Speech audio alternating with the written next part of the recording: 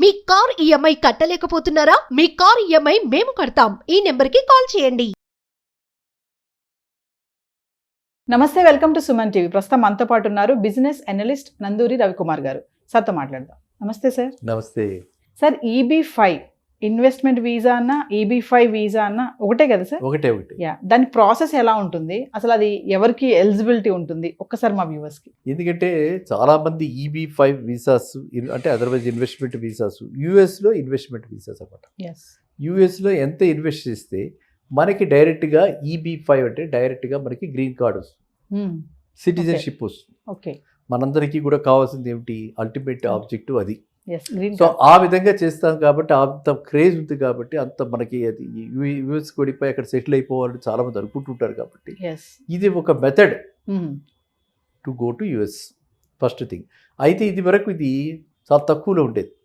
తక్కువలో అంటే compare to ఇవాళ ఉన్న రేట్లకి అప్పుడు చూస్తే $5 lakh ఉండేది. ఓకే, ఇప్పుడు ఇది ఏకంగా పెంచేసి 1.05 మిలియన్స్ అంటే ఇయర్లీ 10 lakhs డబల్ చేసేసారు.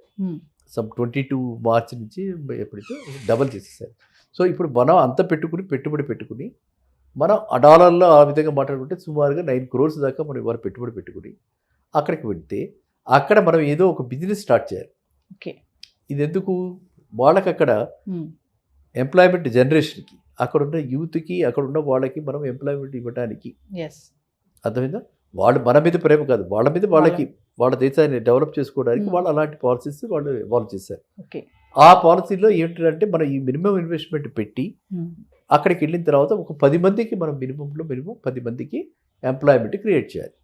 అది మనం ఏ రకమైనటువంటి జాబ్స్ క్రియేట్ చేయబోతున్నాము, ఏ రకమైన బిజినెస్ పెట్టదలుచుకున్నాము, అక్కడ ఏ ఏరియాలో పెట్టదలుచుకున్నాము, అదే మొత్తం ఒక ప్రాజెక్ట్ రిపోర్ట్ లాగా మొత్తం అంతా కూడా మనం ఇచ్చి దాన్ని మనం ప్రాసెస్ చేయించుకుని మనం అప్పుడు వీసా పొందాలి. అప్పుడు మనం వెళ్ళగలుగుతాం.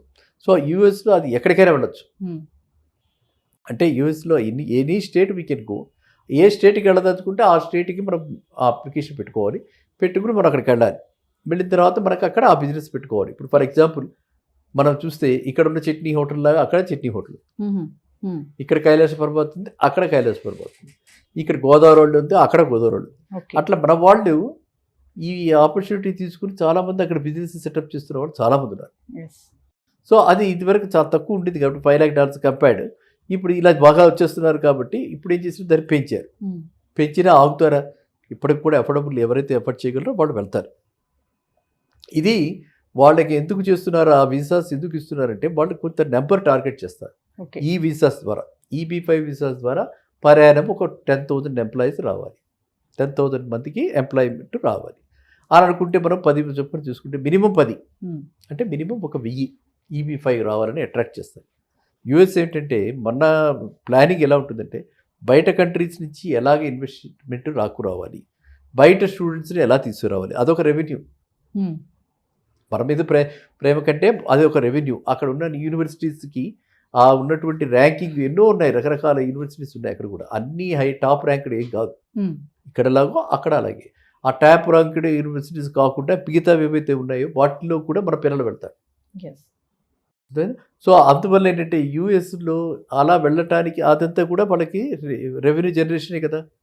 మన డాలర్లన్నీ కొనుక్కుని వెళుతున్నాం అంటే వాళ్ళ డాలర్కి మనమే డిమాండ్ క్రియేట్ చేస్తున్నాం.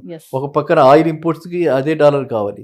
ఇలాగ మనం ప్రతిదానికి కూడా ఆ డాలర్కి అలాగ వాళ్ళ వాల్యూని అలా ఉంచడానికి ఈ విధంగా వాళ్ళు ఎవ్రీ ఇయర్ వాళ్ళు అలాగ ఇస్తూ పోతుంటారు అనమాట. వీసాస్కి ఆ నెంబర్ ఆఫ్ వీసాస్ ఇస్తుంటారు. ఆ వీసా వచ్చినంతలోనే చాలామంది ఎంప్లాయ్మెంట్ వచ్చేసినట్టుగా అనుకుంటారు. ఆ వీసాస్ టైప్స్ డిఫరెంట్. మనకు వచ్చే స్టూడెంట్కి వచ్చే టైప్ వీసా స్టూడెంట్ వీసా. ఇప్పుడు EB-5లో వచ్చేది visa green card and that visa is for investment purpose. మనం ఇది వెళ్ళి ఇన్వెస్ట్ చేయకుండా అక్కడ ఉండే అవకాశం లేదు. ఎందుకంటే ఆల్రెడీ మనం ప్రూఫ్ చూపించాం, ఆల్రెడీ మనం ఏ బిజినెస్ చెప్పాము, ఎంతమందికి ఎంప్లాయ్మెంట్ జనరేట్ చేస్తామో చెప్పాము, ఇవన్నీ చెప్పాం కాబట్టి ఆ విధంగా మనం చేయాల్సిందే. చేయకపోతే ఆటోమేటిక్గా మళ్ళీ స్టేటస్ మారిపోతుంది, కన్వర్షన్ మారుతుంది. మళ్ళీ నెక్స్ట్ సెన్సస్ అంటే 1 year ఎవ్రీ ఇయర్ వాళ్ళు చూస్తుంటారు. నెక్స్ట్ ఇయర్ మళ్ళీ వాళ్ళు వెనక్కి పంపించేస్తారు. అంటే సార్ ఇప్పుడు EB-5 వీసాతో అమెరికాలో సెటిల్ అయిపోవచ్చా? హ్యాపీగా గ్రీన్ కార్డ్ అన్నారు కదా మీరు. అవును, మరి హ్యాపీగా సెటిల్ అయిపోవచ్చు. మరి అక్కడికి వెళ్ళిన తర్వాత ఉమ్, ఎప్పుడైతే ఒక సాఫ్ట్వేర్ యూనిట్ ఏ కంపెనీ ఇప్పుడు ట్యాక్స్ ఫ్రీ హెవెన్స్ ఉన్నాయన్నమాట, డెలావేర్ లాంటి ప్లేసెస్, అక్కడ మన వాళ్ళు పెట్టుకున్నారు. డెలావేర్లో చాలా ఉన్నారు ఇండియన్స్. డెలావేర్లో పెట్టుకుంటే మనకి ఏ ట్యాక్స్ ఉండదు. yes. చక్కగా ట్యాక్స్ ఫ్రీగా అక్కడ ఒక యూనిట్ పెట్టుకుని సాఫ్ట్వేర్ కంపెనీ అక్కడ ఆర్డర్ తెచ్చుకుని మనకి ఇక్కడికి కుక్కటిపల్లిలో మనం చీప్గా చేంజ్ చేసుకుని అక్కడికి ఎక్స్పోర్ట్ చేసి ఈ విధంగా చేసుకుంటూ చాలామంది ఫ్లరిష్ అవుతున్న వాళ్ళు కూడా చాలామంది ఉన్నారు. అంటే ఎగ్జాంపుల్స్లో రకరకాల, అంటే మనకి కరెక్ట్ అయినటువంటి బిజినెస్ మన చేతిలో ఉంటే మనం బిజినెస్ మోడల్ ఆ విధంగా డిజైన్ చేసుకుంటే ఖచ్చితంగా EB5 అనేది మంచి మంచి మార్గం అనమాట, రూట్. ఓకే, కానీ మనకి అంత ఉండాలిగా, ఉండాలి. అందరూ నా చేతిలో 10 crores ఉండాలిగా. yes. 10 crores ఉన్న వాళ్ళు ఇవన్నీ ఆలోచించి ఆ రూట్లో పెడుతున్నారు. yes. మనం మామూలుగా సామాన్య మానవుడికి మనకి అనుకునేటంటే ఆ విధంగా మనం చేయలేరు పాపం. yes. ఇప్పుడు కొత్తగా ఇన్నోవేటివ్ ఏంటంటే ఇద్దరు కలిసి 2 ఫ్యామిలీస్ కలిసి 2-5 లక్షలు పెట్టుకుని అలా కూడా పెడతారు. అంటే సార్ ఇప్పుడు H1B వీసా ఉన్న హోల్డర్ EB5 వీసాకి అప్లై చేసుకోవచ్చా? నో, ఈ H1B అన్నది ఎంప్లాయ్మెంట్ వీసా.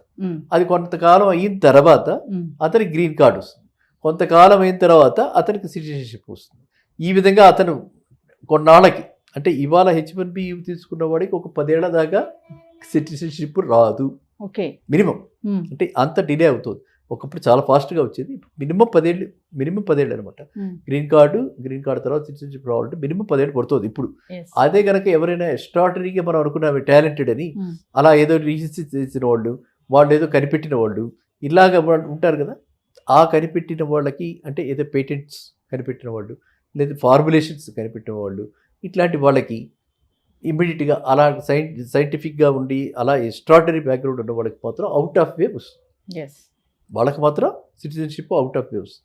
వాళ్ళకి గ్రీన్ కార్డు కూడా చాలా తొందరగా వస్తుంది. వీళ్ళకి మాత్రం మనం అనుకునే ప్రస్తుతం అనుకునేటువంటి వాళ్ళంతా మన దృష్టి ఎప్పుడు కూడా సాఫ్ట్వేర్ ఇంజనీర్స్, మన IT ప్రొఫెషనల్స్, వీళ్ళకి మాత్రం it will take minimum 10 years. They should be very fortunate. ఆ 10 years కూడా ఎలాంటి వాళ్ళకి చాలా మంచి కంపెనీస్లో ఏదో చక్కటి క్వాల్కామ్, చక్కటి మైక్రోసాఫ్ట్, చక్కటి ఫేస్బుక్, అమెజాన్, నెట్ఫ్లిక్స్ ఇలాంటి కంపెనీస్లో చూస్తున్న వాళ్ళకి మాత్రమే అలాంటి అవకాశం. అందరికీ చిన్న చిన్న కంపెనీస్లో చూసే వాళ్ళకి అంత ఫాస్ట్గా వచ్చేసేది. వీళ్ళకి ఏంటంటే వీళ్ళు మెల్ల కంపెనీ వాళ్ళే టేకప్ చేస్తారు, ఫైల్ చేసి వాళ్ళే టేకప్ చేసి ఈయన ఉండాలి, ఈయన లేకపోతే ఈ ప్రాజెక్ట్ కష్టం అని వాళ్ళే మన పిల్లల్ని వాళ్ళు గ్రూప్ చేసి వాళ్ళు ఆ విధంగా రిటైన్ చేసుకుంటారు.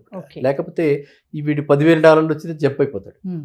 ప్రాసెసింగ్ కనుక చేయకపోతే మొదలు పెట్టకపోతే మన వాడు జంప్ అయిపోతాడు.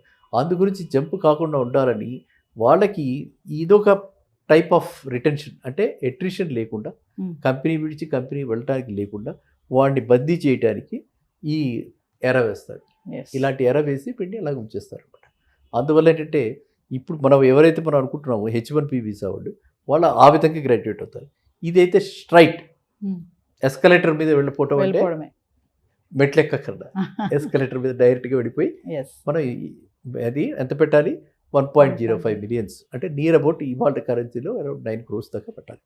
పెడితే మనకు అలా. సో ఓవరాల్ క్వశ్చన్ చెప్పండి, EB5 వీసా బెనిఫిట్స్ ఏంటి సార్? EB5 వీసా మీద బెనిఫిట్స్ చెప్పేసా కదా. ఒక్కసారిగా వీఆర్ రీచింగ్, ఒక్కసారిగా మనకి బిజినెస్ పర్మిషన్స్ అన్ని వచ్చేసాయి. ఒక్కసారిగా మన ఎంప్లాయ్మెంట్ జనరేషన్, మన ఎంప్లాయర్ అక్కడ ఎంప్లాయీ, ఇక్కడ ఎంప్లాయర్ స్టేటస్ వచ్చేసింది.